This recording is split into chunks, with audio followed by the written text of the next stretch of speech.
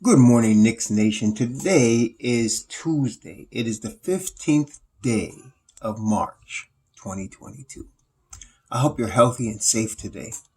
I hope that you and your family are also healthy and safe, and that the needs of you and your family in terms of food, shelter, clothing, as well as health are being met. Blessings upon those that work in the healthcare field and the first responders who are every day trying to save lives, and those that pick up garbage for us to keep our streets and sidewalks clean, as well as those that make deliveries for our convenience. Double blessings on the men and women trying to help deliver and rescue the victims of child pornography and pornography, the victims of child molestation, the victims of pedophilia, the victims of child prostitution and prostitution, human trafficking and sex slavery, and double curses upon the profiteers, the perverts, and the perpetrators who traffic in this human misery. Finally, blessings upon the homeless, nearly 600,000 men, women, and children living on the streets of the United States of America, many with mental conditions, many with other issues, many that have suffered traumatic experiences. Blessings upon them and the millions in similar or worse conditions around the world, for theirs is the kingdom. Brethren, I think Knicks Nation, I just want you to understand, if possible, my draft rationale. I think you're misunderstanding it, and possibly because you have your own draft rationale, which is fair, and you can't hear mine, which is fair. I am looking at players that would fit the Knicks. I notice a lot of people that do draft videos. They'll do something like this. They'll say something like this: you should pick this player because they run well with Trae Young on Atlanta.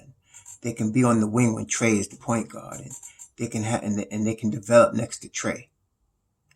And they don't look at the players that Atlanta already has, like Kevin Huerter, DeAndre Hunter, Bogdan Bogdanovic, for example. And so it's silly to talk about we're going to have this guy play next to our guy here, and you're not even counting the guys you already have or what the plans of the team going forward. You understand? So, and a lot of people do that. He can play next to so-and-so. Well, how do you know he's going to play next to so-and-so? You understand? So, I look at it like, who do the Knicks have? What direction are the Knicks going? And who fits in those two things? Who fits with what the Knicks have? Who fits with where the Knicks are going?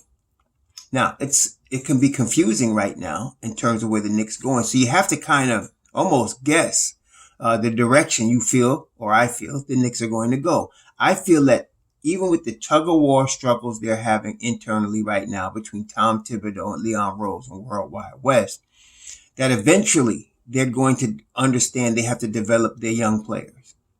They're not going to gain a superstar now unless it's an exception, and there's always exceptions. And to me, there are really two exceptions.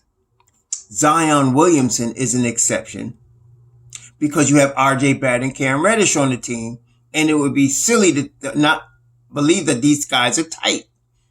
They are, right? So Zion might force his way to New York. And the second one is a similar situation in Donovan Mitchell. If Donovan Mitchell wants to force his way to New York, those are two exceptions. And they're not like guarantees.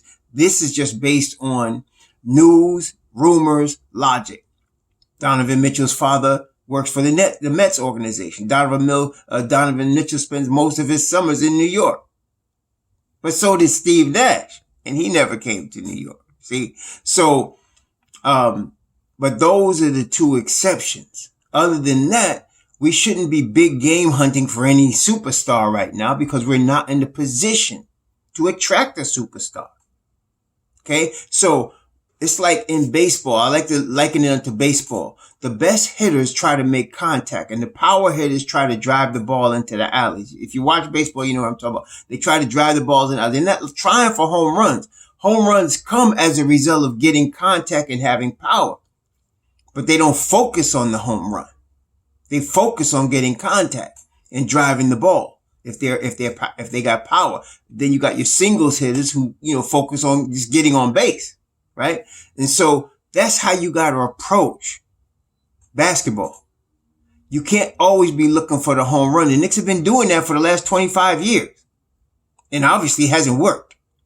I told y'all that in order to build the type of team that would attract a superstar, that would cause a superstar to say, I want to go play for them, you have to have developed a foundation that starts with draft and youth. And once you have that, and you have those guys that pop from your draft and youth and development program, then people want to come and play for you. And sometimes, like, you look at the Denver Nuggets drafted Joker in the second round. They developed him. I remember when he first came, he was chubby, he was slow, but then he started popping them 3-pointers, right? And everybody's like, whoa, this guy can shoot. I remember I was looking, dang, this guy can shoot, he can hit three. And then he started showing all the rest of his game. And then you draft Murray, then you draft Michael Porter Jr., and then, you add to that a trade for Jeremy Grant, and then they were contending, right? Now, they haven't won a championship, but I think we can agree they're in much better shape than the Knicks, right? So that's how you do it. You start to build from within, and then you get the pieces later once you've established your guys that can help you get to that next level. So in the end, my thought process, and I'm basing this on just the draft moves, the trades moves that I've seen Leon Rose make, which I believe are brilliant. I've been impressed with that from a year and plus ago, and he's just been brilliant with how he handles draft and talent, and him and Walt Perrin working together and getting talent, young talent. He messed up with Kemba and Fournier, he did. But in the end, I'm saying he's going to go with the youth. At the end of the day, he's going to go with the youth. And if Thibodeau is with that, Thibodeau will be here. If Thibodeau is not, he won't be here. It's just, I'm going to, and so I'm basing my hypothesis of the draft on that fact. Because as I mentioned yesterday, he can only go in two directions. He can only go try to win now and get, championship now and trade all the youth and see if you can get a superstar by trading away all your youth, or you can go young and develop. Okay. Which is, again, I don't think I'm the only one that sees the Miamis, the San Antonios, the Oklahoma cities that are developing. Oklahoma's come out of nowhere in a nowhere market, right? And they've been in the finals more than the Knicks in the last 20 years. They have drafted 3 MVPs. Okay. And now they've broken it all up and they're starting again. And they're moving at a speed much faster than the New York Knicks, while they are getting beat down, but playing their youth. Okay. And so I'm seeing the Knicks can go in that direction, and we can develop, and we got a good head start already because we got some really good young players that we can start with as a foundation. So I'm making draft choices as if I'm the GM of the Knicks, as if I'm Scott Perry and I got a draft board. And who do the Knicks need? Well, first of all, if you look at the Knicks roster, there's certain things that they have that if you just get the veterans, if you take away your Evan Fourniers, your Kemba Walkers, you take away your Julius Randles, right? You take away your Taj Gibsons, and let's say, to me, the only veteran that I can see coming back next year is Derrick Rose, because he's lost this whole year. And if you've watched Derrick Rose over the years, he's been in New York. Now, this is his second trip into New York, plus his other years. He works very hard on his body. He has a routine. His body just started breaking down. He's 33, and it's going to happen. So I think he'll be back because he's going to let it heal. And then he's going to come back next year. It's not like his knee is acting up right now. Like Kemba, his knee is not done. It's his ankles now. But that's what happens. You're going to start breaking down as you get older in NBA. It's just a demanding sport on a person's body. But You bring him back for the 15, 20 minute a game second unit dude, and you're going to get some vintage Derrick Rose next year. So I'm thinking he's really the only guy of the vets that I would bring back. You might bring back a Taj. He'll be 37, probably be his last year. And you bring back as a mentor because you need that on your young team. But I'm going to tell you in a second why I think that may not happen, but we'll talk about it. So you have on the Knicks roster right now, as far as youth, you have, and I expect Alec Burks to be gone as well, by the way. But you have RJ, obviously. You have Mitchell Robinson. You have Jericho Sims. You have Obi Toppin, Quentin Grimes, Emmanuel Quickley, Deuce McBride, Cam Reddish. Okay. So that's a nice foundational crew.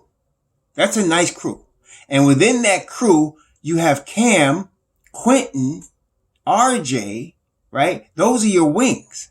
And then Emmanuel Quickley, who's really a wing. I mean, he's really a two guard. He's not a point guard. He's a two guard that can sometimes fill in at the point. That's Emmanuel Quickley. And so the wings in this draft, there's nobody in this draft. And the best wings that I've seen are AJ Griffin and Maturin, from Arizona. Keegan Sharp, I'm not counting him because I think he's going to go back to Kentucky. This is my premise. I may be wrong, but I think he's going to go back to Kentucky. I think that Calipari is seeing Kevin Knox's situation with him. Kevin Knox should have stayed another year at Kentucky. He should have stayed another year. And if he'd have stayed another year, he'd have been a way better player after his sophomore season. Okay. Sharp is in the same position right now. He should wait another year and come back next year. Especially, at least Knox played his freshman year. Sharp hasn't even played. Okay. Now Sharp is more talented than Kevin Knox, but it's the same situation. You don't want him to go out to the pros too early and ruin his development. Okay. So I'm not counting Sharp as coming out.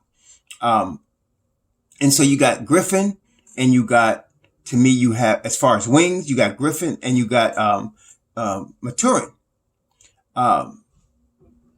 So you're not going to take, if you're in the top 6, and it's possible the Knicks could be in the top 6. Griffin is one of the top 6 best college players to me, but you don't take him unless you're going to trade him unless you're going to trade a Cam or, Emmanuel Quickley or RJ Barrett or Grimes. And honestly, and as many issues as I have with the way IQ's been playing this year, Griffin is not right now better than any of those guys. Not head and shoulders above any of those guys. You can argue it, but he's not head and shoulders above any of those guys. So why would I pick him when I got a crowded wing situation already? That's what happened in Atlanta. They had Cam, they had DeAndre Hunter, they had Kevin Huerter, and then they added Bogdanovich. That's a crowd. That's stacked right there. Somebody has to go, and that's what Cam wants. Cam saw it and was asking for a trade from last year. Okay? You don't want to have overcrowding at a position.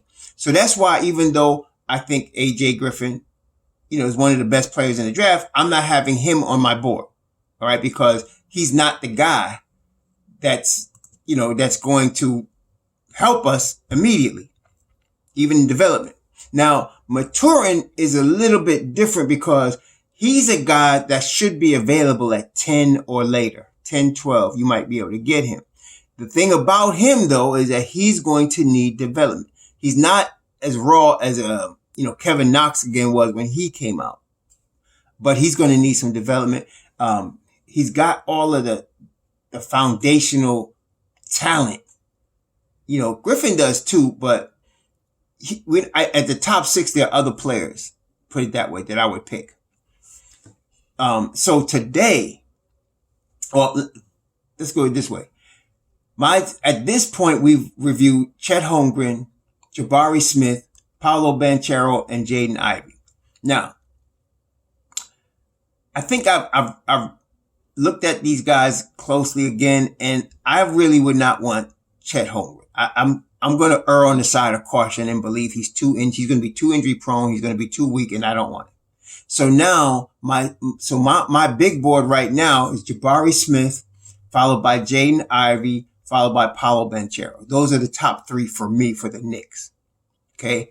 Ivy, even though he's a shooting guard, I would have to trade one of these other guards because I believe he is, as far as talent now, head and shoulders above the guys we got right now. I mean, He's just that kind of talent. So I would probably have to make an exception for him. He's the only guy I'm making an exception for as a wing, because then I would have to trade somebody, because I believe this guy he's got the talent, definitely, and he got the drive. And so you add those two things together, and again, even though he can be a little wild, as I mentioned in the video, he's still shooting 36% from three, 46% from the field, 74% from the line. He's still, and it's not the most efficient, but I just see too much talent there to just too much there to ignore. So he's my exception on the wing. So I would go Jabari Smith, Jaden Ivey, Paolo Banchero. Those are the top three for me. I'm not saying Chet Holmgren can't play. I'm not saying he's not talented. I'm giving you my reasons. I think he's going to be injury prone. I think he's too skinny. I don't think he's going to take the pounding long term in the NBA. I think he's going to be really talented. I think he's Kristaps Porzingis. I don't know anything about his attitude. Maybe he has a better attitude than KP. That would be making very good. But I think he's Kristaps Porzingis. I really do. I think he's Kristaps Porzingis. And we see KP, whatever your opinion is of Kristaps Porzingis as a basketball player. And I think Kristaps Porzingis is extremely talented. But I think we can agree he's injury prone. Okay? I think Chet Holmgren is going down that same road. Okay, so Jabari Smith, Jaden Ivey, Paolo Banchero. My fourth guy is Keegan Murray. I like Keegan Murray. I like him a lot. And again, my criteria is I want to see two-way players with upside that are efficient and play high IQ basketball, that play smart basketball. Keegan Murray fits that description. He's a high IQ basketball player. He makes the right plays on a consistent basis. He takes 5 threes a game and shoots 41%, 56% from the field, 74% from the line. Very efficient, man. Very, very efficient. Averaging 24 a game, 9 rebounds. He's 6'8", 225, which means, he's got nice size on him. That's Carmelo Anthony size, right? 6'8", 220, 240. It was Carmelo Anthony when he was in his prime, 230. That's this guy. And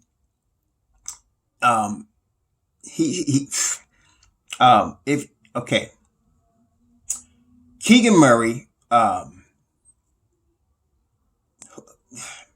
am I going to say? Anyway, he's not Carmelo Anthony. Put it that way. He's not Carmelo Anthony. So I mentioned him and Carmelo just to match their size. They got different types of game. Carmelo came into the NBA as a 3. This guy is coming in as a 4. I think he can play small ball 4. I think he can play 4. I think he probably could play 3 also. Two-way player. He's not the greatest defender. He is a really good defender. Solid fundamentals defensively. Gives a fair effort defensively. Not somebody that you got to say, well, he's got the athletic ability, and if only he can put effort on the defense. That's Paolo Banchero. That's him. But Keegan Murray is solid. He's going to be a solid NBA defender. And, who knows? He could become better than that, if he, because and that's another thing. He's got upside. Now he's going to be 22 pretty much at the draft. His birthday is in August. He'll be 22, which is a slightly older, not too old, but slightly older. To me, that's not a big deal. I like him at 22, age 22, because he's got upside. He can still develop. Power forward, 6'8", like I said, 225. And then I looked at his video, and what I also like to do, I like to look at him in games against his major competition.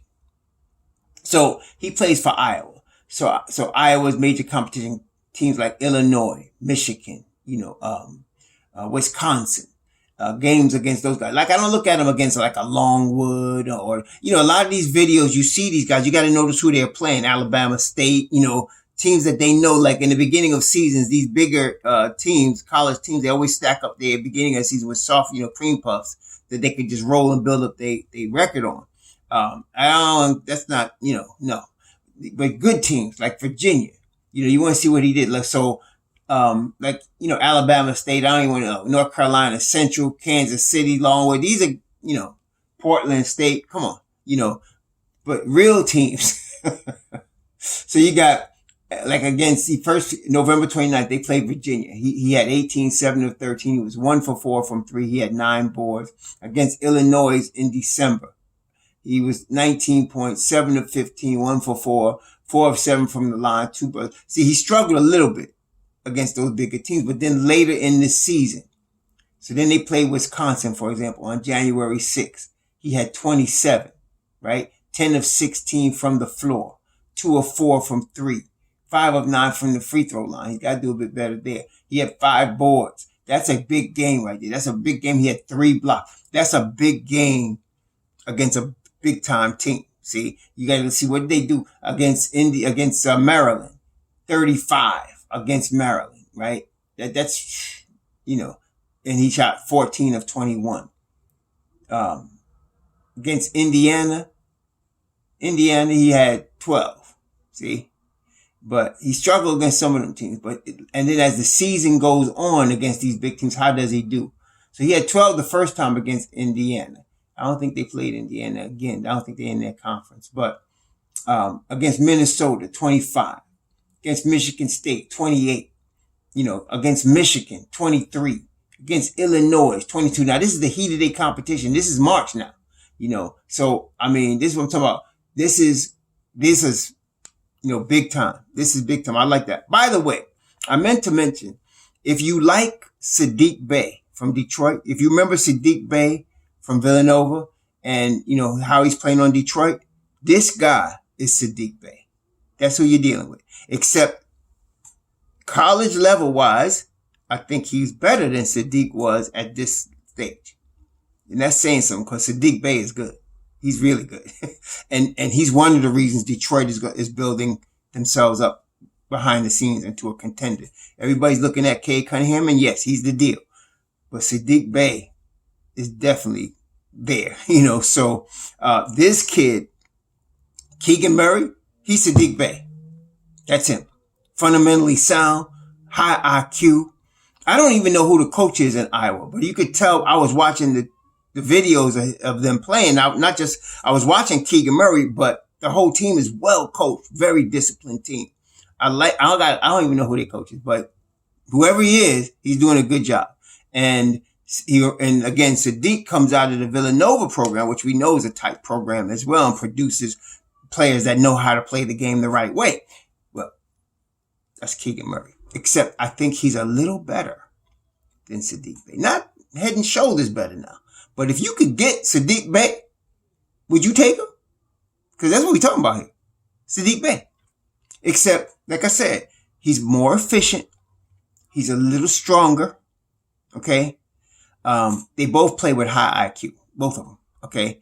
But he's just a bit more aggressive offensively, a bit more effective as a scorer. And a rebounder. He's a strong rebounder. Saddiq played the 3 at Villanova, and that's the difference. This young man right here, Keegan Murray, plays the 4, but he could play the 3. He could. He really could. But that's what I'm saying. He played very strong against the toughest competition. He shows up for the big games. He's very high IQ. I really like this kid. I really do.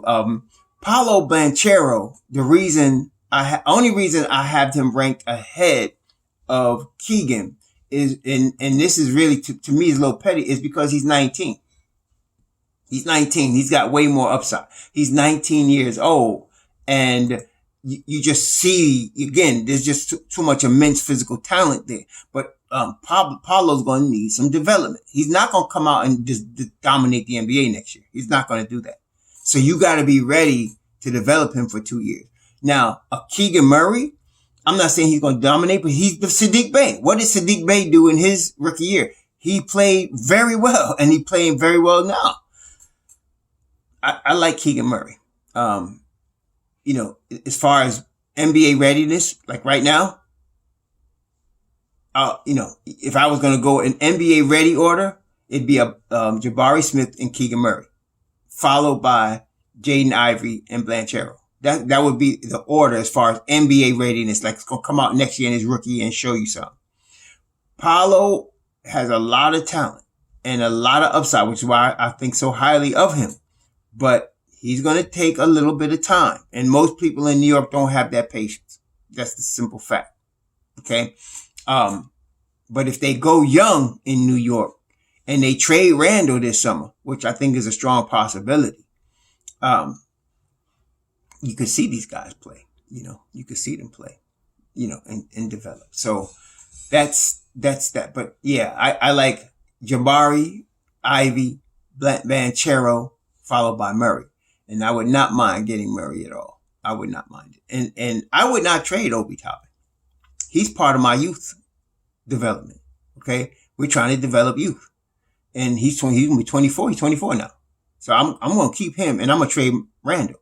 If I can get that $100 million off my books, get expiring deals and start with my youth, I'll do that. Okay. I'm going to do that. Okay. And develop one of these guys into the next Randall, or better, obviously. Want to be better.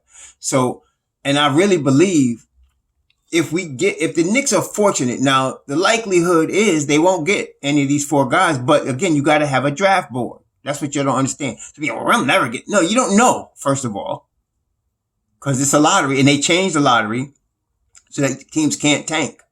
People keep mentioning tanking. The NBA commissioner changed the lottery rules so that you can't tank. You could have the worst record and still end up with like the 5th pick. Okay. So forget the tanking. Okay. It's, and then if they find that you're losing on purpose, they're going to fine you. You may even lose your pick. So no, forget the tanking. All right. But you really want to get the best player available. And we don't know who we're going to be able to pick because we don't know. Now, I think it's safe to say, unless they start Deuce McBride and Quentin Grimes comes back, the Knicks are going to be in the top 10, as far as draft position. So I think that's safe to say. But where, we don't know. They could be 10th or 9th, or they could be 8th or 7th. We don't have no idea where the Knicks are going to end up. So you got to be prepared. You got to have a board that represents all the positions before yours, that you're going to pick. So right now, again, Jabari Smith, Jaden Ivey, Paolo Banchero, Keegan Murray. For different reasons. Like Jabari is the jewel. To me, he's the number 1 pick. To me, it's no question if they pick Chet Holmgren above him, somebody getting a steal at number 2. I'm telling you that right now. Somebody getting a steal at number 2. Okay. Yeah. Period. I think Keegan Murray though, he's a good basketball player. Like I said, I don't see any superstars in this draft. I mean, I see guys that can develop into that. And again, I'm mentioning Jabari Smith as one of those guys. I don't think Keegan Murray's a superstar, but like I said, I see Saddiq Bay. I see a guy that's an all-star. He could develop into an all-star level player. He's going to be a solid NBA pro. He's going to be a solid scorer, two-way player. Don't make no stupid mistakes. Nice, efficient guy that can help you win a piece on a championship team. Maybe not the number 1 option, but definitely a piece on a championship team, So I like him for that. Jabari, I think Jabari, like I said, he's got Michael Porter Jr. talent with no back issue. Yeah, that's big time to me. He's the guy in here, but there's always a guy that's later in the draft that nobody realizes is going to be a superstar. There's always that. I mean, you got, like I said, I like to mention Kawhi Leonard. He's a superstar. He was not picked in the top 5. Okay. Neither, obviously, was the Joker who was MVP. Okay. He was not picked. He's picked in the 2nd round, and so you got a lot of guys that were picked later that end up dominating, right? End up becoming superstars in NBA, all NBA players. And, there's always that. So there's guys like that. The next guy I'm going to talk about is Tari Eason. I like Tari Eason. He's another guy I like. We'll talk about him next time. But this time, Keegan Murray, yeah, he's in my top 4. If I could get, and the thing I like about that, when I say he's in, again, I'm talking about for the Knicks, which is good because somebody's going to draft Chet Holmgren, somebody's going to draft Griffin, somebody's going, if Davis, Johnny Davis, somebody's going to draft Johnny Davis. So that's 3 players that's going to be in that top 10 that'll give our team opportunity to get one of the 4 that I like. Like Jabari Smith will be gone, Jaden Ivey probably be gone, Paolo, but we might be able to get a Keegan Murray. You know, he might fall to us, you know, at that time, depending on who picks, you know, Griffin, who picks Holmgren, who picks Johnny Davis, who pick, you know, these guys here that are going to be also picked in the top 10. I just don't like them for the Knicks, but Keegan Murray, yeah. And again, I'm trading Julius Randle if I get a power 4. If I can get a 4 and I'm going to pair that 4 with Obi, I'm not getting rid of Obi. Obi's a youth, right? We can continue to develop him. Say what you want. You don't think he's going to improve his jump shot? I happen to think he's going to. Just give him time, reps, and confidence, and he's going to be pretty good. He won't be like Stephen Curry, but I think he could get to the high 30s as a 3-point shooter on a consistent basis, 37, 38%. I think he can do that. You're giving him the starters minutes. I think that'll happen. Or even if he's coming off the bench behind a Keegan Murray, which I think in the rookie year he might not. I don't know. But I'd trade Julius Randle if I was going to get this guy. If I was going to get Jabari Smith or Keegan Murray or Blanchero, I would trade you. I would not trade Obi. I'm trading Julius. You know, because I see too much upside in Obi. Again, you're developing youth. If you're going to go in that direction now, you're developing youth. So you're going for upside. Okay? All of these guys I named. Jabari Smith, Paolo Banchero, Keegan Murray. They all got upside. All of them. They all got upside. Okay. So, and Murray's going to be, like I said, in August, he'll be 22. He's the oldest of all of these kids. I mean, you talk about Jabari Smith going to be 19, 19 Paolo Banchero, 20 Jaden Ivey, right? These guys have all got upside. Okay. Obi would probably start, and then you'd probably have this guy coming behind him, but they're both going to get 20 plus minutes, which is going to be really good, you know? So if we were able to get one of them, but I love Keegan Murray. I like him a lot. I think he's a, like I said, two-way player, all-round player, high IQ player, very efficient. Okay. He's Saddiq Bay. He really is. Look at Saddiq Bay, you're seeing Keegan Murray. Except Keegan, like I said, slightly, I think at this stage, he was better than what Saddiq Bay was at this stage. But, and so long term, what does that mean? That means long term, he has the opportunity to be even better than Saddiq Bay, you know, which is saying something because I like Saddiq Bay. I really do. He's a really good player. Yeah, that's the video for today. So again, I'm going for what I think the Knicks need, not just any guy, because we get if we get Jaden Ivey, we're going to have to trade really Cam or Grimes or RJ. Well, they're not trading RJ. Okay. And I don't want to trade Grimes or Cam. It's going to be a hard decision. Really hard decision. I would trade Emmanuel quickly and put Ivy in his rookie year in that position, in Quickly's position off the bench. I would do that. But I don't want to lose those other 3 guys. I don't. Okay. I want to get rid of all the veterans. If I'm going young, get rid of all of them and just keep a couple of them. Now, talking about centers, for example. If the Knicks lose Mitchell Robinson, I would go with Jericho Sims as my starter and develop him.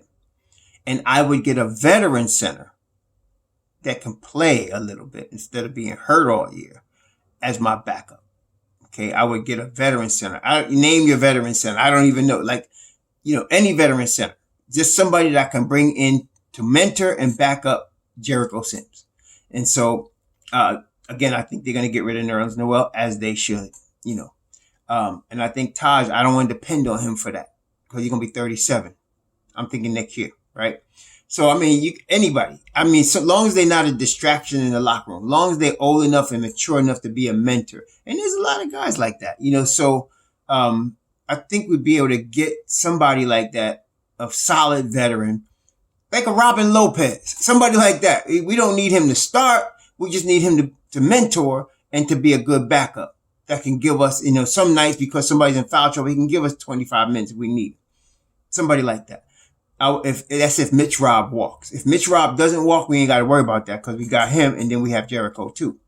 Okay, so but there's a strong possibility we're gonna lose Mitchell Robinson. I just think he's done with the Knicks. I think he's done with their management. I think he's done with running up and down the floor and letting guys just gun from 3-pointer with bad shots, and he's not looking for him. I think he's done with that, and I don't blame him.